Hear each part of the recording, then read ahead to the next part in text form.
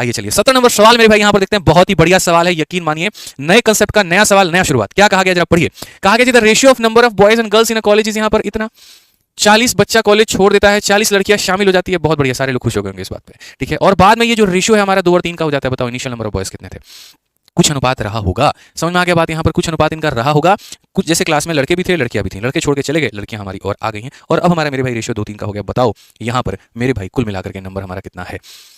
ठीक है, तो अगर हम बात करते हैं मेरे भाई यहाँ पर, तो हम क्या बोलेंगे? तो number of boys and girls की बात हमसे कही गई है। तो सबसे पहले यहाँ पर मेरे भाई देखते हैं number of boys and number of यहाँ क्या हो जाएगा? तो नंबर ऑफ मेरे भाई यहाँ गर्ल्स हो जाएगा। क्रॉस मल्टीप्लिकेशन मेथड क्या कहता है? क्रॉस मल्टीप्लिकेशन मेथड कहता है कि जैसे मानो पहले ये किस अनुपात में था? 3 और 2 के अनुपात में, और बाद में किस अनुपात में हुआ? तो 2 और 3 के अनुपात में। और किया क्या गया? तो लड़कों में 40 की कमी और लड़कियों में 40 की बढ़ोतरी। तो क्रॉस मल्टीप्लिकेशन मेथड ये कहता है कि अगर दो संख्याएं पहले किसी अनुपात में रही हो, समझ रहे मिश्रा जी, दो संख्याएं पहले किसी अनुपात में रही हो, ठीक है, एक में कमी हो गया, एक में बढ़ गया, थोड़ा बहुत भी इनके अंदर में चेंज रहा हो, और बाद में ये किसी और अनुपात में आ जाए, तो वहां तो मुझे बुला लेना और क्रॉस मल्टीप्लिकेशन मेथड लगा देना, ठीक है।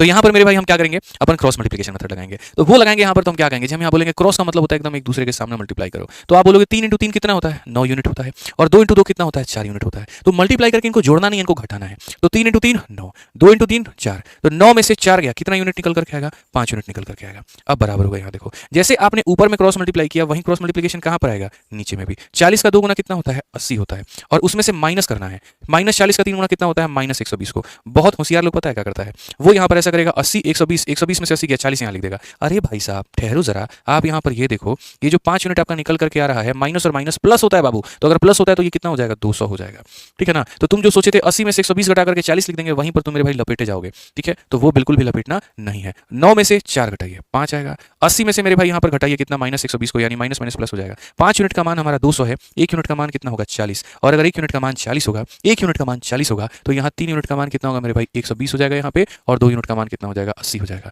यानी अगर हमसे यहाँ पर ये पूछता इनिशियल नंबर ऑफ बॉयज, तो बच्चों कितने थे? 120 थे, बात खत्म।